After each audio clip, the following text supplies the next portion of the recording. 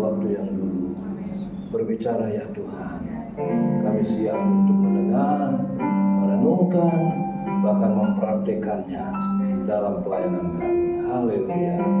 Amin. Silakan duduk.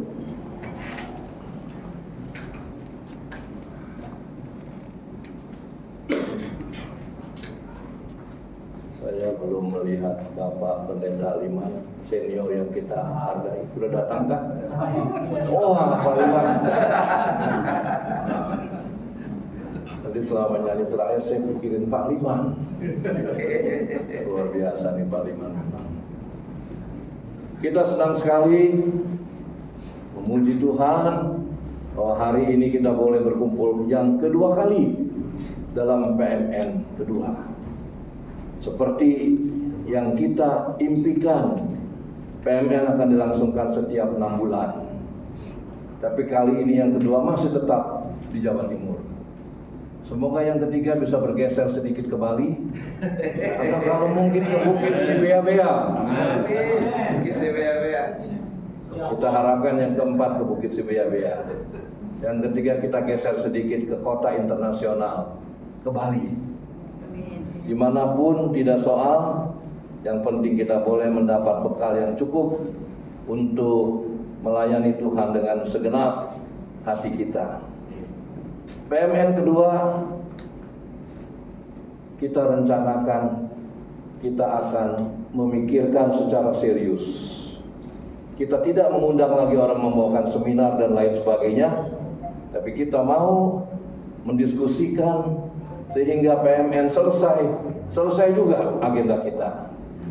Kita mau ada follow up sehingga gereja Tuhan makin bertumbuh. Bapak Ibu masih ingat di PMN 1 kita sudah mengikrarkan visi gereja kita.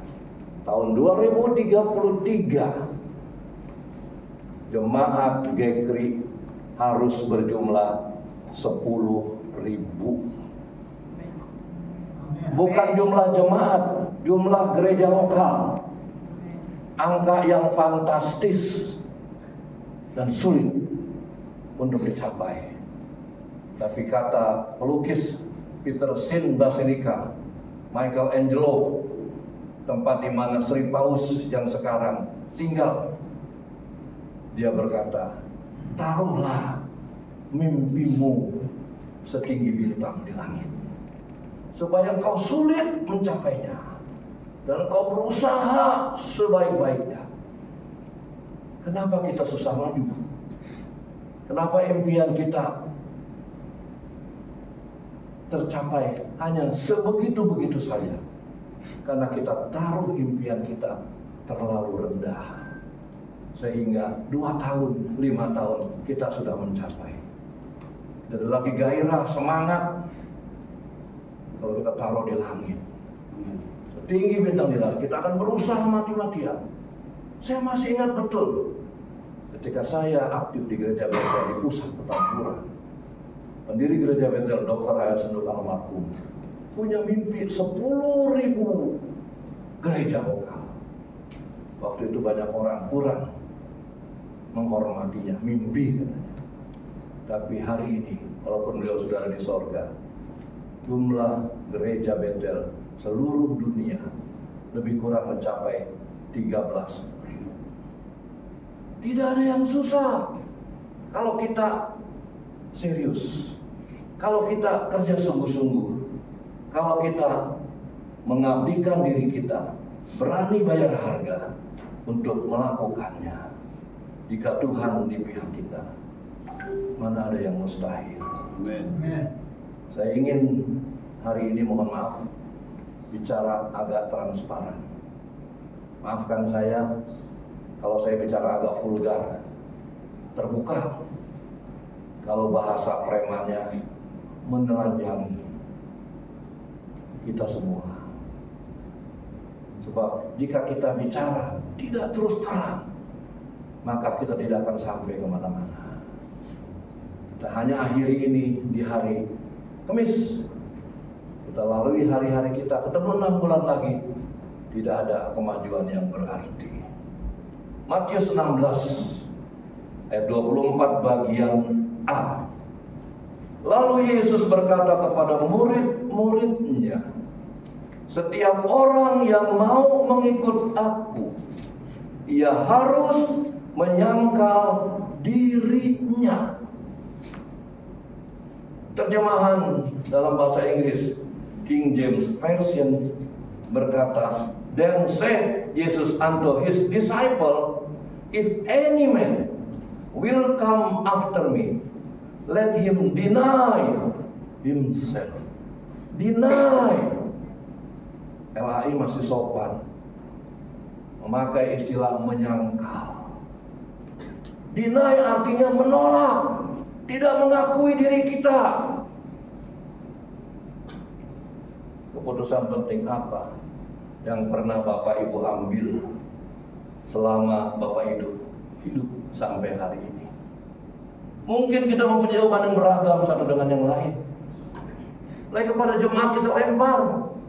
Ada yang mengatakan keputusan penting saat saya harus pilih jurusan apa ketika saya masuk perguruan tinggi.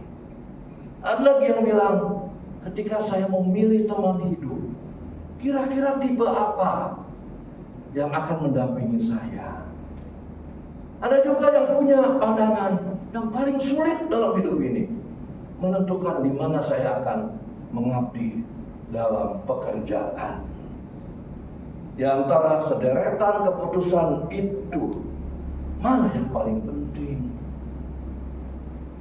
Sekali lagi kita bakal mendapat jawaban beragam, berbeda satu dengan yang lain. Keputusan saat mau mengikut Yesus.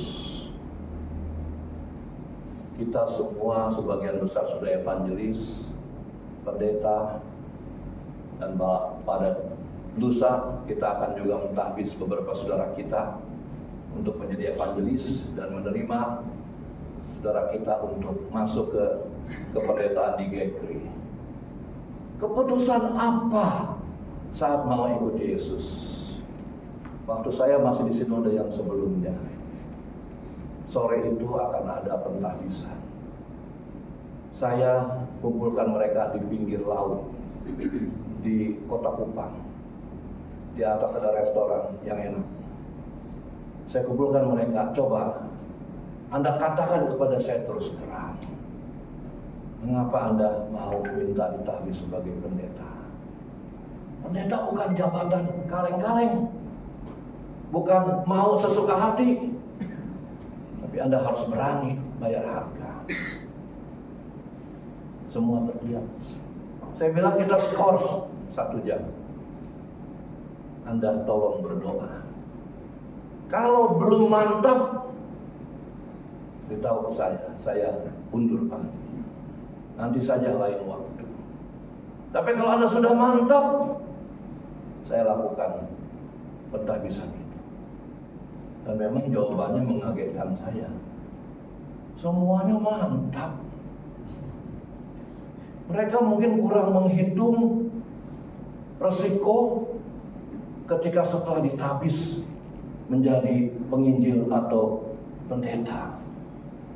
Keputusan saat mau ikut Yesus, keputusan yang tidak ringan, cukup berat.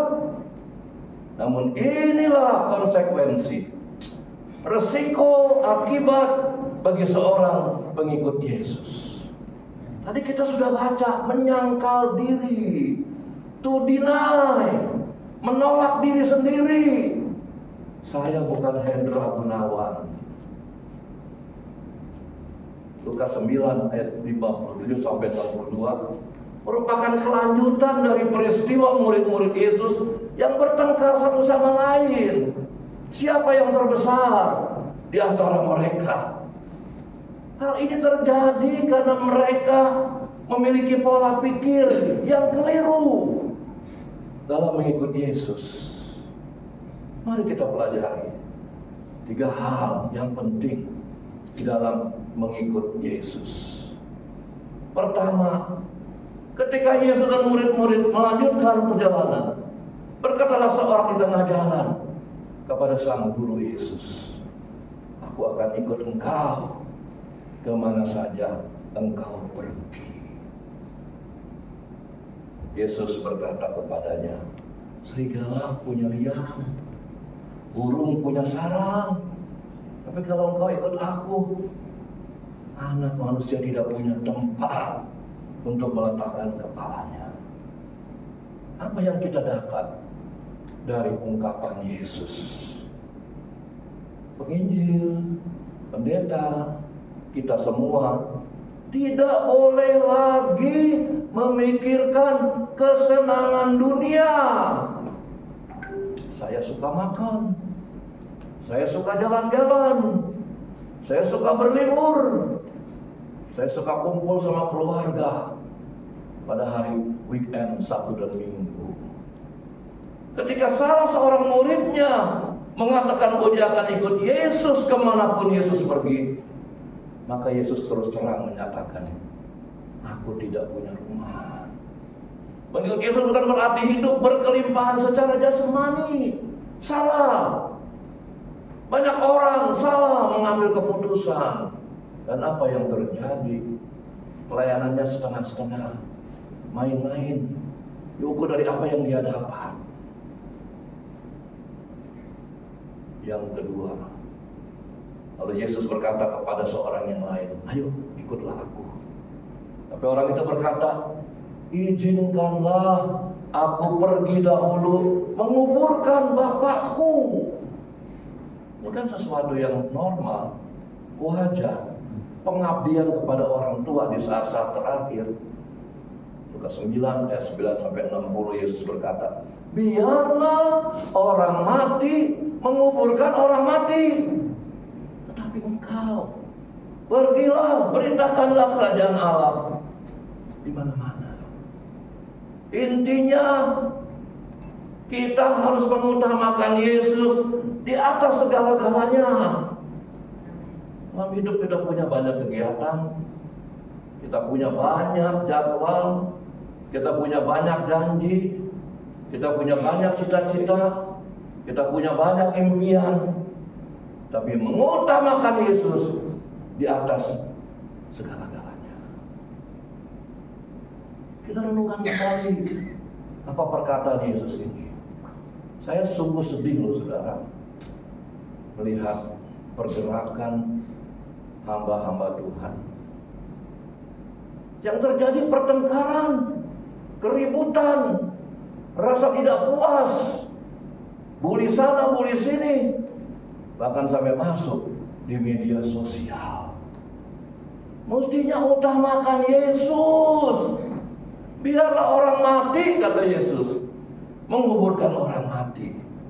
Jangan salah paham. Kata mati yang digunakan Yesus menyatakan kematian rohani. Yesus menginginkan para murid-murid untuk mengutamakan Dia di atas segalanya.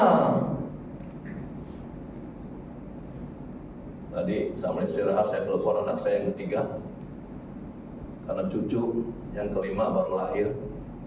2 minggu saya nggak sempat lihat. Waktu lahir 1 jam saya datang, saya timang-timang, saya tumpang tangan. Udah kangen juga 2 minggu ini. Tadi saya telepon, maafin Papa ya, Papa masih ada kegiatan. Kapan Pak Sabtu bisa? Nggak bisa.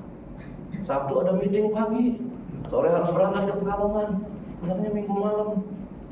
Senin Selasa udah ada janji. Coba lihat ada Rabu Kamis. Yang ketiga, dan seorang lain lagi berkata, aku akan ikut engkau Tuhan, tapi izinkan aku dahulu untuk pamitan dengan keluargaku. Permintaan yang wajar dong, masuk akal. Masa nggak boleh pamitan? Tapi Yesus berkata, Lukas 9 ayat 61-62, setiap orang yang siap untuk membaca tetapi menoleh ke belakang, ia tidak layak untuk kerajaan Allah. Pesan Yesus, tidak boleh menoleh ke belakang, melihat masa lalu, melihat kenangan lalu, melihat keenakan lalu, dan kita membuat perbandingan-perbandingan. Rasul Paulus berkata, saudara-saudara, aku sendiri tidak menganggap bahwa aku telah menangkapnya, tapi ini yang aku lakukan. Aku melupakan apa yang ada di belakangku dan mengarahkan diri kepada apa yang di hadapanku. Filipi 3 ayat 13. Malahan Rasul Paulus melanjutkan, segala sesuatu, apa saja, bisnis, relasi dengan orang tua, hubungan antar kawan, friendship, cita-cita masa depan untuk anak cucu kalau kita punya keluarga. Paulus tidak menikah. Segala sesuatu ku anggap rugi karena pengenalan akan Kristus Yesus. Pernahkah kita menyesali, kenapa saya baru jadi pendeta 3 tahun yang lalu? Kenapa saya dipercaya memimpin gereja? Kok nggak maju-maju? Kenapa yang kita naikkan ke permukaan hanya alasan demi alasan? Malahan segala sesuatu anggap rugi karena pengenalan akan Kristus Yesus Tuhanku lebih mulia dari segalanya. Oleh karena Dia, aku telah melepaskan semuanya itu dan menganggapnya sampah. Ada yang nyimpan sampah di rumah? Sampah kita bawa keluar sampai tutup hidung kita. Orang yang lewat ke tempat sampah tidak akan menoleh, pasti akan tutup hidung. Intisarinya, ketika ikut Yesus, jangan lagi punya hati bercabang. Dosa tahu. Ikut Yesus, ikut dunia. Pilih dong salah satu. Jangan ikut Yesus kayak anak-anak. Pilih Yesus, pilih dunia. Pilih Yesus, pilih dunia. Pilih Yesus. Wah, salah nih. Ngeri, pilih Yesus, pilih dunia. Kalau kurang, dari kaki juga dihitung. Kurang, pinjam tetangga punya. Ketika ikut Yesus, jangan lagi memiliki hati yang bercabang. Kurang apa kita?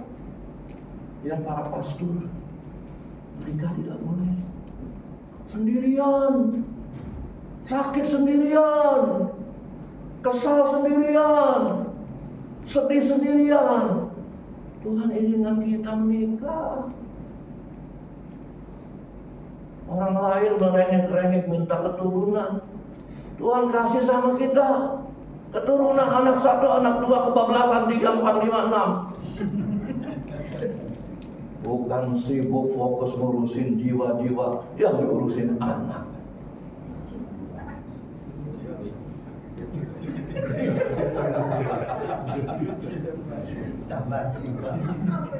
Jangan pernah melihat kesuksesan yang telah kita raih.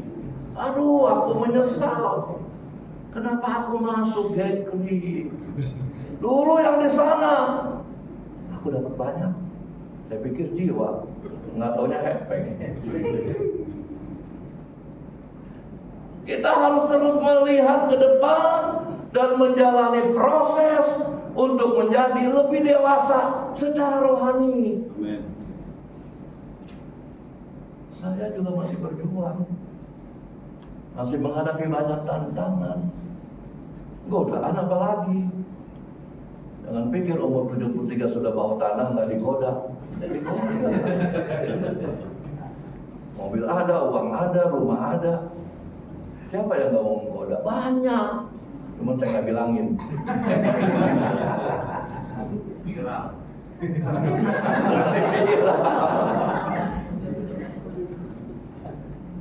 Kasih karunia dan damai sejahtera dari Allah Bapa kita, dari Tuhan Yesus Kristus, menyertai kita dalam proses rohani. Tinggal kita responnya gimana. Mengikut Yesus merupakan karunia dari Tuhan. Pemberian, anugerah, blessing. Bukan karena kita milih. Ini saya baru bicara. Saya mau mentahbis pendeta, saya mau ngomong 4 mata. Saya mau tanya dulu, udah siap? Melupakan masa lalu? Melupakan keenakan daging? Membutakan mata, telinga, penciuman? Kalau belum siap, jangan. Sedih kita kalau pendeta urusannya duit melulu. Kalau duit saya juga masih mau. Tapi kan bukan itu fokus kita. Marilah kita terus mengikut Dia. Apapun yang terjadi, kata Paulus, sampai kelak kita memperoleh hadiah dari Tuhan. Itu menyangkal diri, bukan saya lagi. Siapa yang gak suka makan bakmi dia? Enak banget. Baru diberi 1,2 triliun oleh pengusaha besar, pemilik bank BCA, 1.200 miliar. Tapi kalau kita mikirinnya tiap pagi makan bakmi terus, kita nggak mikirin jemaat makan apa.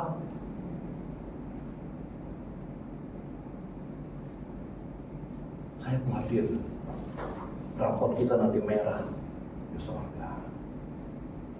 Kita tidak sanggup menyangkal diri, nggak mau susah, maunya gampang, maunya dihargai. Tuh ada Pak Sekung, ada Pak Riki. Saya terpaksa nih. Jadi gembala sudah hampir 40 tahun terpaksa mendilet seorang calon gembala yang saya beri waktu 6 bulan, tapi 5 bulan lebih melakukan kesalahan-kesalahan. Secara etika oke. Tidak ada hal-hal yang negatif, tapi emosional. Tidak mau ngalah sama jemaat. Maunya jemaat minta maaf sama dia. Kan tidak begitu. Gembala namanya membimbing domba kepada air yang tenang, kepada rumput yang hijau. Domba ada yang baik, ada yang tidak baik. Bahkan Alkitab bilang bukan hanya domba, kambing pun kita gembalakan. Tahu dong kambing punya tanduk. Jangan marah. Kemarin klimaksnya ketika saya tidak pergi ke Pekalongan, saya pimpin ibadah, saya adakan percakapan setelah khotbah. Kita makan di lantai bawah. Seorang aktivis dia bilang, saya mau ngomong sama Bapak itu. Mumpung ada Pak Hendra, biar dia mau nyalami kamu, biar Pak Hendra lihat. Saya dengar omongan itu, saya senang sekali. Ya hampiri Bapak itu. Oh itu bilang enggak, suruh dia datang ke meja saya. Wah, saya tercekap banget. Mana pantas gembala seperti ini. Yesus bilang 99 domba dia tinggal untuk menjadi satu domba yang tersesat, yang salah jalan, salah pikir, salah anggap, salah paham. Kalau kita salah sebagai gembala, hukumnya wajib minta maaf. Tapi kalau kita benar, dia yang salah. Ketika kita minta maaf, hebat. Dia akan bangga, dia akan cerita. Anak saya yang paling kecil, yang baru menikah dan punya anak, waktu itu harus perpanjang visa. Dari Amerika dia pulang, sorenya saya bilang, tolong siapkan semua dokumen. Karena kita terlambat datang, ngantrinya panjang. Bisa harus ngulang lagi hari besok. Pagi-pagi di mobil saya tanya, udah siap semua? Di tengah jalan, waduh ada yang kelupaan. Saya ngomong agak sedikit keras. Biasa saya ngomong lembut. Kan Papa udah bilang semalam, kenapa terjadi? Akhirnya kami pulang ambil lagi. Saya pikir dia marah, karena waktu saya ngomong mukanya berubah. Ternyata tidak. Dia cerita sama teman-temannya, Papa gua hebat, gua yang salah, Papa gua minta maaf. Yefta, Pak Iman, Pak Agus, Pak Arifin, Pak Cil. Mana mungkin seorang bapak yang tidak salah, ada yang salah, tapi dia minta maaf. Ada kebanggaan dari dia. Bapak gua bukan orang sembarangan. Bapak gua sanggup menjalankan 70 kali 7 kali. Kita sama jemaat sedikit-sedikit tersinggung, sedikit-sedikit marah. Jangan dong. Kita bukan orang biasa. Kita harus menyangkal diri, enggak sakit, enggak marah. Saya bilang di depan teman-teman pada makan itu, kalau ada orang pukul saya nih, pipi saya kasih lagi yang kiri. Nanti kalau gigi rontok ganti aja. Nggak soal. Namanya domba, namanya kambing, perlu dirangkul, jangan dipukul. Harus disayang, jangan ditendang. Sakit nggak sih? Sakit secara manusia. Kan kita bukan manusia biasa. Bagian kedua, Tuhan bilang, setiap orang yang mau ikut aku, ia harus memikul salibnya. Bahasa asli dipakai kata arato. Memikul, mengangkat.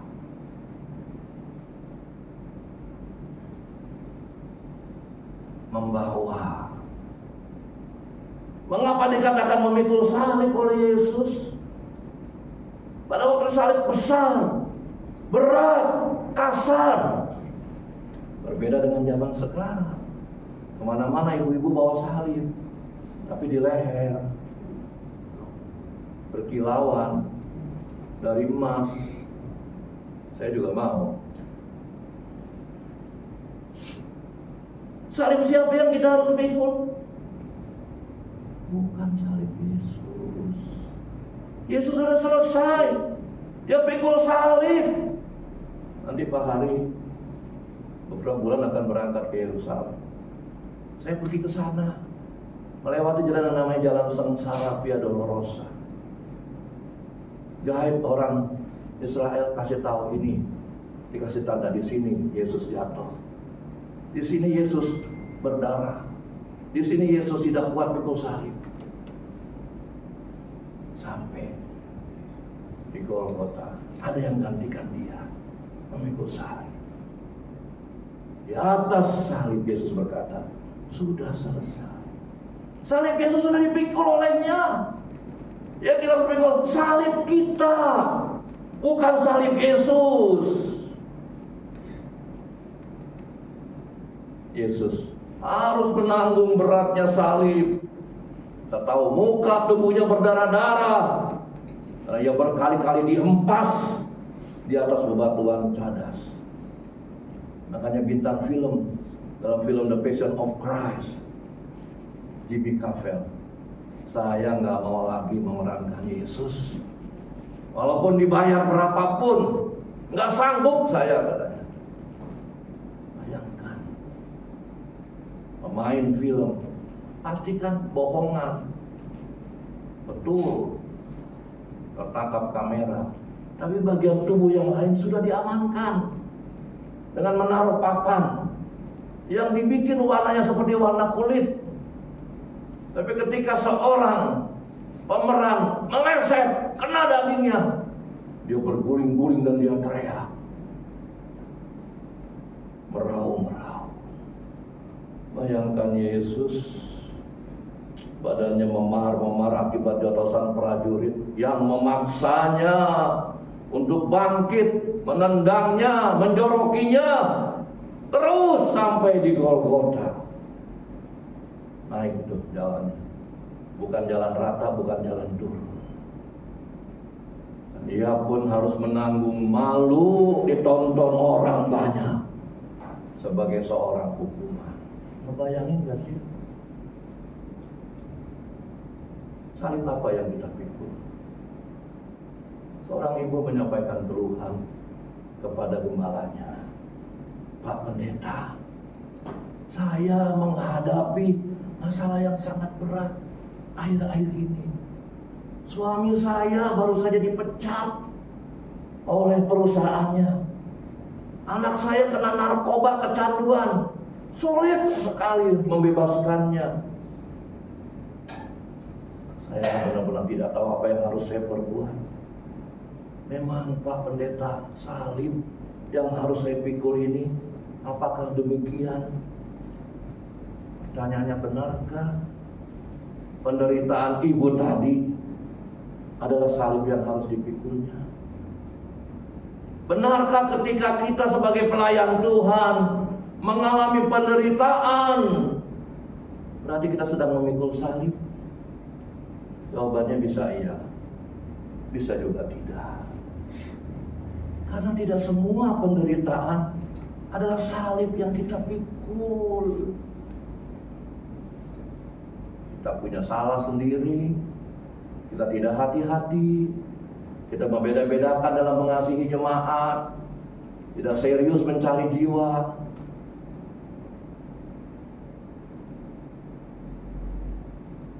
Kita menjalani kehidupan yang tidak sehat, sehingga sakit satu belum sembuh, datang sakit yang lain.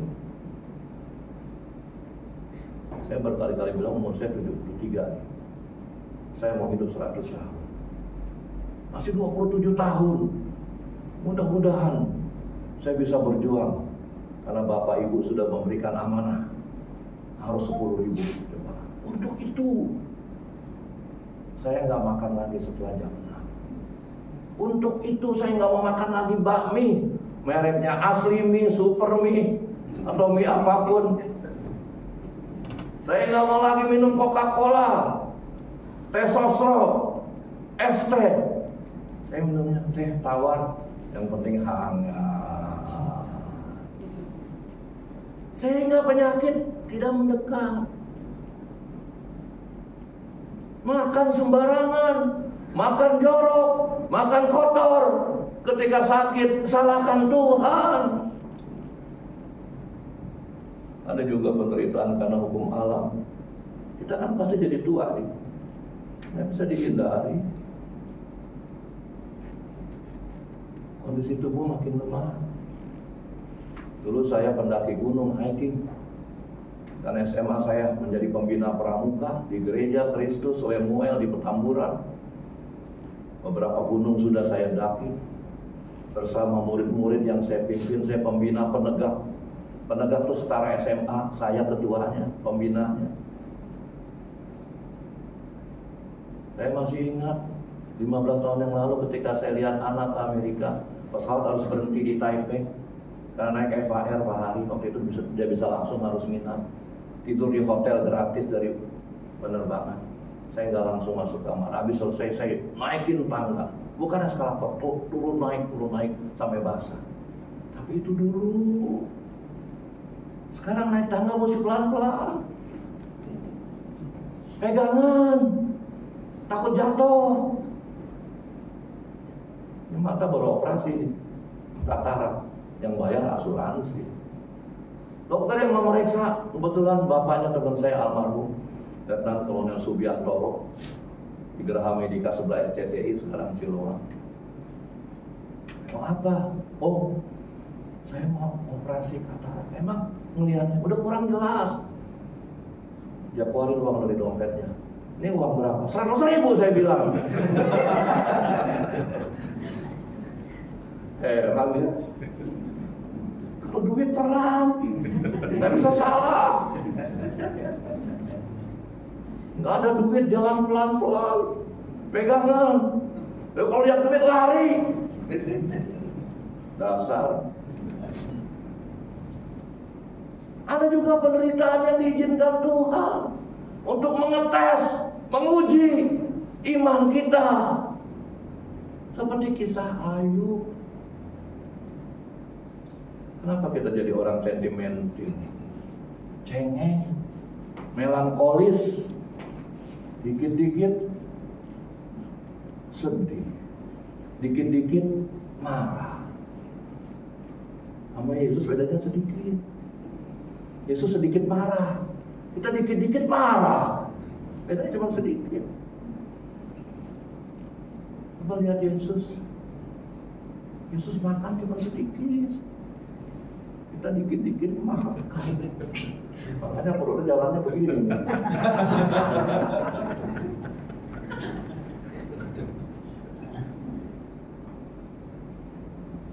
Mengapa kita harus memikul salib? Salib adalah lambang penderitaan. Hanya orang yang siap menderita yang bisa ikut Yesus. Hanya orang yang bersedia susah yang bisa ikut Yesus. Hanya orang yang siap dilecehkan baru bisa ikut Yesus. Kita tidak akan dapat berhasil ikut Yesus jika tidak mau pikul salib. Walaupun hari ini habis nangis ketika ada orang tanya, gimana hidup lain? Yesus luar biasa. Jangan ajak jemaat nangis. Biar nangis kita sendiri. Ajak pasangan. Tapi kalau tertawa, ajak jemaat. Jangan dibalik. Billy Graham mengatakan to receive Jesus, untuk terima Yesus, it cost nothing. Nggak usah bayar, nggak ada harganya, gratis. Keselamatan gratis. To follow Jesus, untuk ikut Yesus, it cost something. Untuk menjadi pengikut Yesus ada harga yang harus kita bayar. Matikan emosi, tenggelamkan emosi kita, kemarahan. Jangan bilang saya memang dari dulu begitu. Jangan hina. Udah pendeta mana boleh ngomong begitu.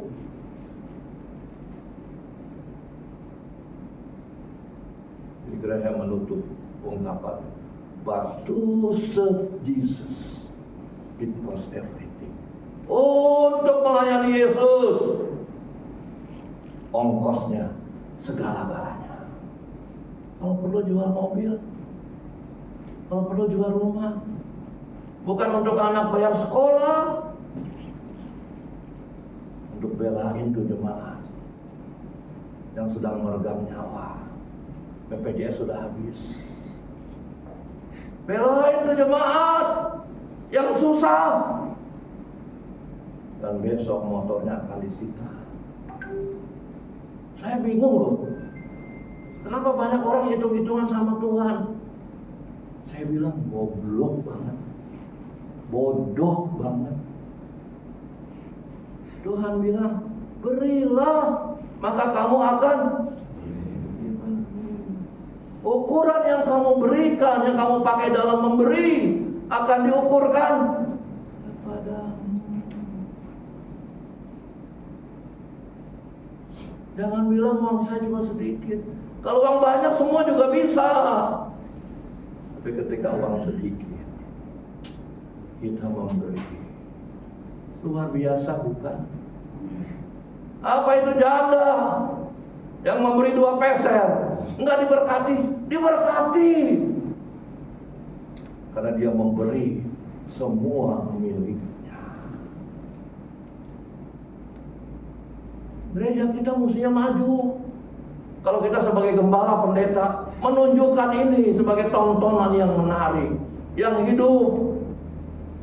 Ini jadi gembala malah cerita sama jemaat, malah minjem sama jemaat, hancur lebur sudah. Tamat. Kalaupun kita punya salib, punya beban, cerita aja sama Yesus. Sama jemaat tetap tebar senyum.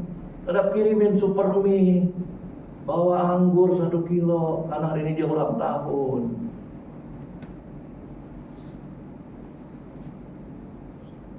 Untuk melayani Yesus, ongkosnya segala-galanya. Apa ongkosnya? Menempatkan pelayanan di atas segala-galanya.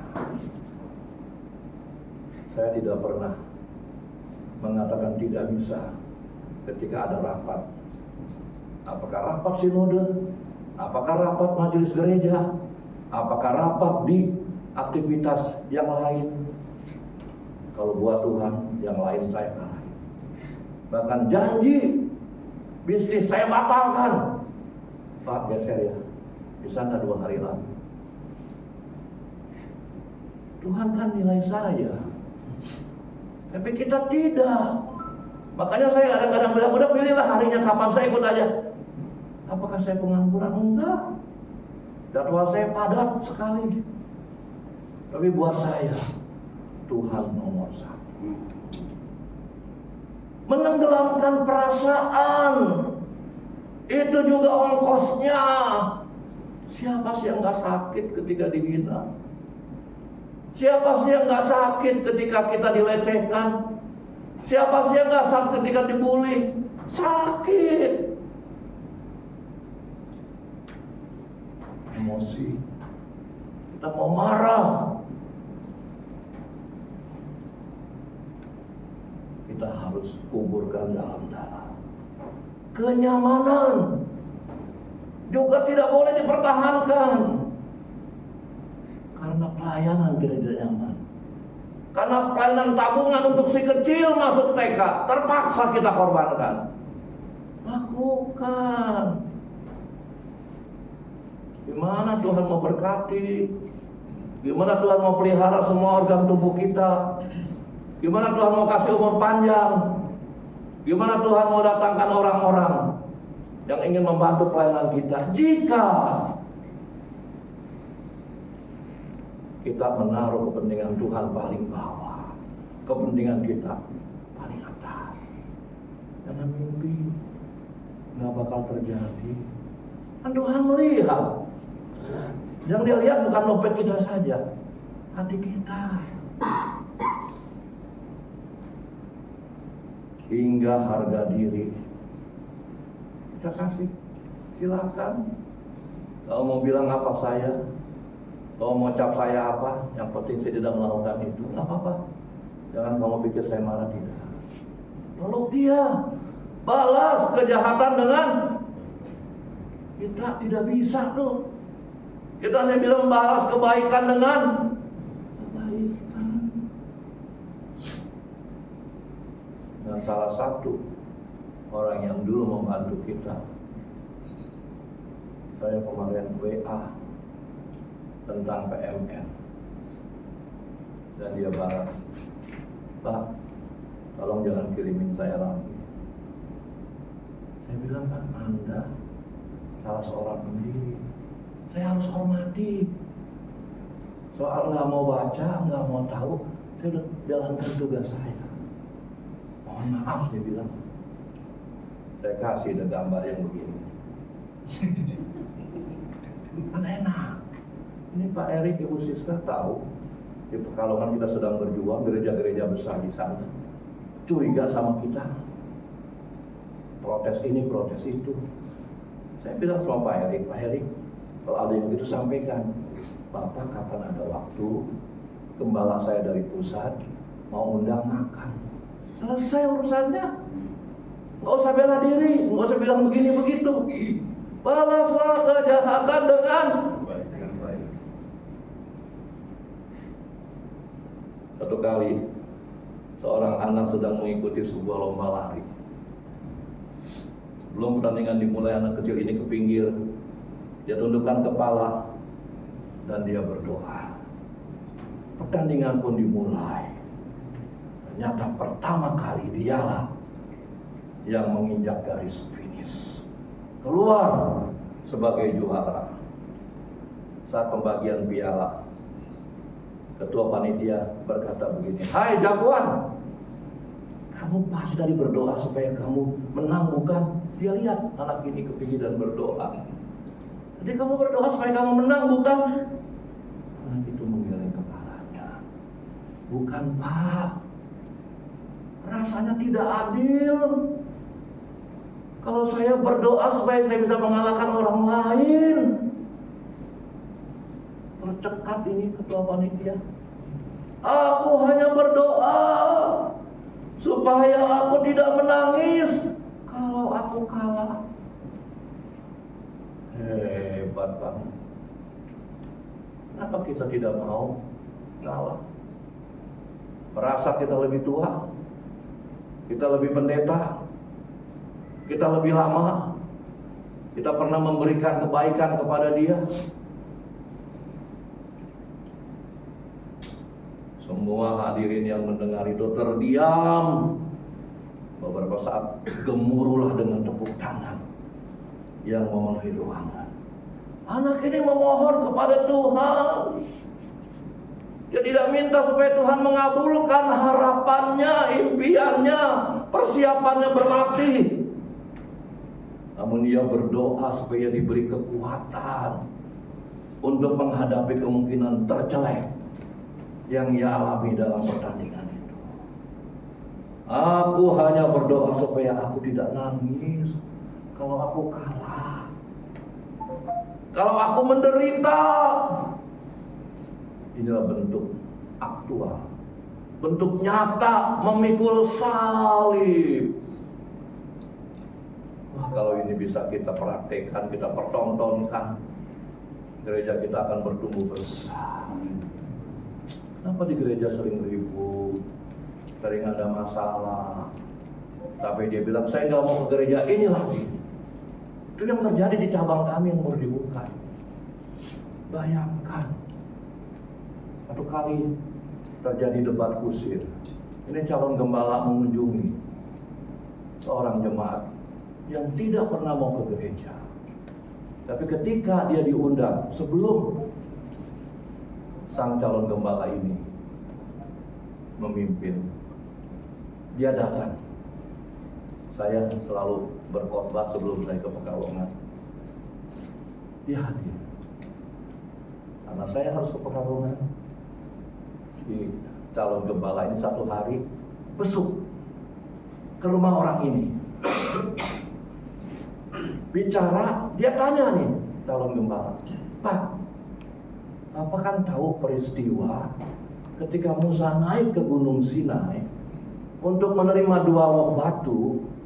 Itu kan bangsa Israel tidak sabar menunggu, sehingga mereka membuat anak patung lembu emas. Menurut Bapak, bangsa Israel berdosa enggak?" Dijawabnya, "Enggak."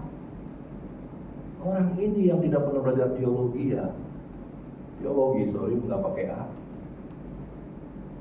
Dia bilang, "Bapak kok ngawur?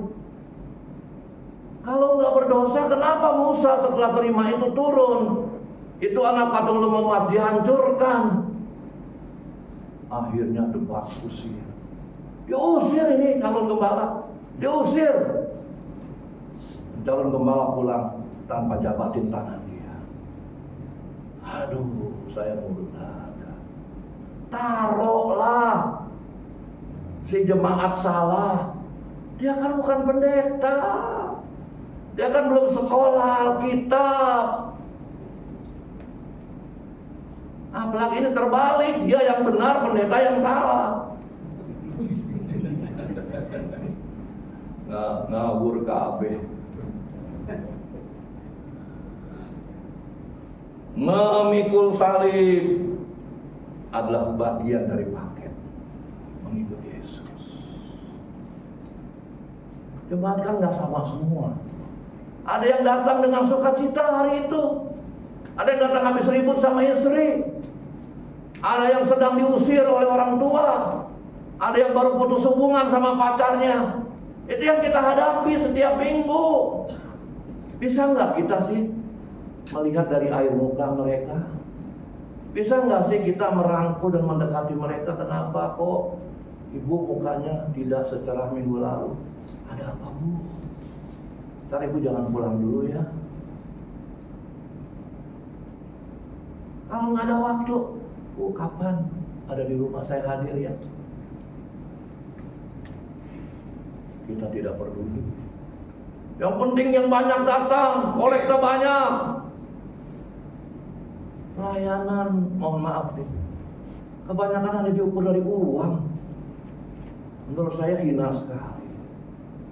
Hina sekali. Yesus pernah minta uang? Dia tidak mau pegang uang. Dia kasih Yudas yang pegang uang. Dia nggak pernah nunjuk Yudas ketika uang itu dipakai untuk menjual dia. Di taman Getsemani malam itu Yudas datang. Yesus selesai berdoa. Yesus masih panggil dia, "Hai friend, hai sahabat, hai sohib." Begitu lembut Yesus. Yesus tahu dia dikhianati. Ayo dong. Yesus sudah kasih teladan kok, bukan cuma kasih perintah doang. Kenapa kita nggak bisa? Kenapa kita main-main dalam pelayanan? Kenapa kita nggak punya passion? Nggak punya hati? Datang nggak datang masa bodoh. Di gereja yang saya gembalakan, nah itu Pak Wadi dengan segala. Kita mau bentuk majelis 27 orang. Targetnya jelas, tahun ini kebaktian jemaat harus 600-700 orang. Tahun depan harus tambah 1 kebaktian. Tahun berikutnya harus tambah 2 kebaktian. Berat. Bukan hanya butuh perhatian, butuh tenaga, juga butuh duit. Tapi saya senang banget loh terus terang. Kemarin tim besuk anak-anak muda datang ke bendahara, mau minta uang 100.000, mau besuk 3 keluarga, mau beli bingkisan. Bendahara tanya saya bilang kasih. Yang gitu-gitu nggak usah tanya saya, kasih. Difotoin, saya senang banget, Tuhan terima kasih. Saya nggak bisa kunjungi semua jemaat, tapi anak-anak muda ini punya hati luar biasa. Saya yakin pelayanan akan maju. Keluarga yang dia datangi senang banget. Kita nggak bisa kerja sendirian. Kita perlu ajak teman. Mohon maaf saya nggak sempat ke tempat Pak Ami sudah lama. Mudah-mudahan 1-2 bulan bisa kembali. Mari kita punya hati yang peduli, concern. Ketika melihat jemaat kita kok nggak tambah-tambah nih. Ada apa nih? Apa yang salah nih? Kok keluar masuk saja? Saya terus terang malu loh saudara. Kalau mimpin gereja sudah belasan tahun jemaat kok nggak penuh-penuh. Pasti ada yang salah, nggak mungkin nggak ada yang salah. Gereja bukan seperti mall yang orang datang AC-nya enak, ada musik, bisa pilih makanan, kadang-kadang ditawarin diskon yang menggiurkan. Gereja kan enggak. Pak Hari pernah bersaksi, beliau ke Malaysia ke satu gereja, mulai turun dari mobil tempat parkir, itu majelis datang menghampiri Bapak mau ke gereja, diantarkan ke tempat duduk, selesai ibadah mau ke toilet, dianterin sampai pulang ke mobil. Hebat.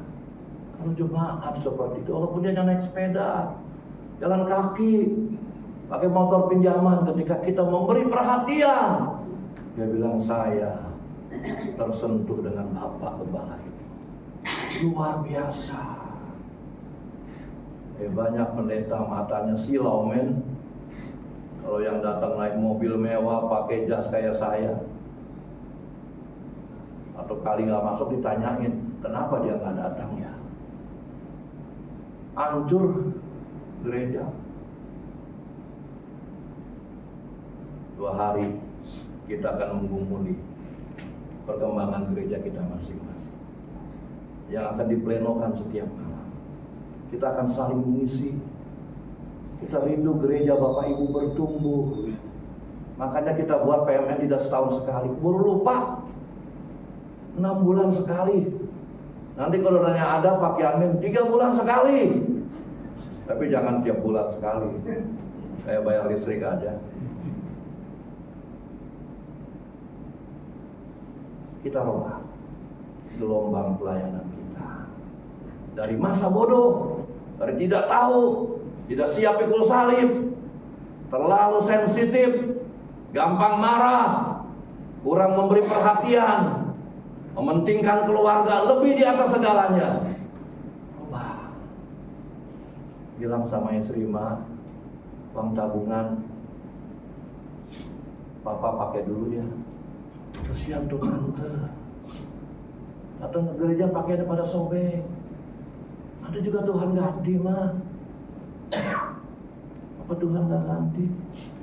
Apa Tuhan gak ganti? Ma, maaf cincin kawin aku jual dulu ya. Buat bantu anak itu, Ma. Kesian. Orang tuanya sudah pisah. Kesian. Cincin kawin kan hanya pengikat. Yang penting kan hati kita yang diikat, bukan cincin, bukan.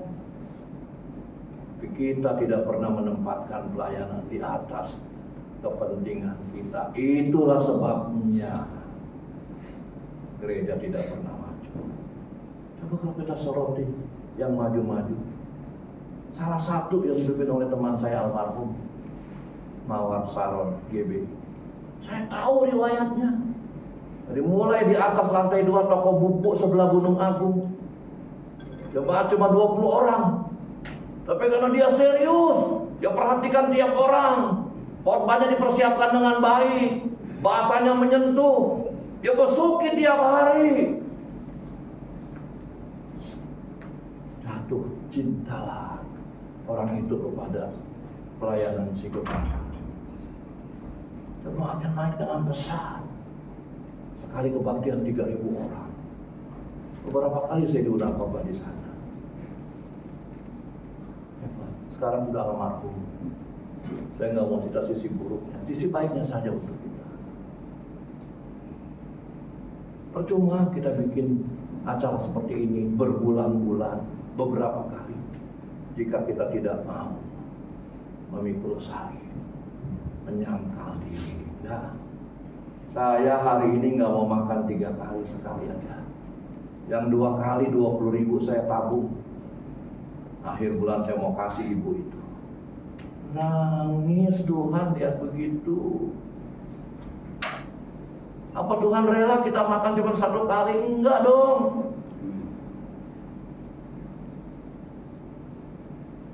Mari kita introspeksi.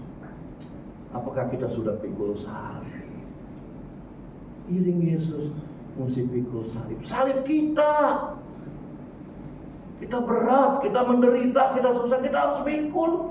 Tapi itu kata Yesus, barang siapa ikut aku harus menyangkal diri dan pikul salib. Tuhan Yesus memberkati kita. Mari kita berdiri, dibantu singer dan MC. Baik, kita nyanyikan lagu Pikul Salib.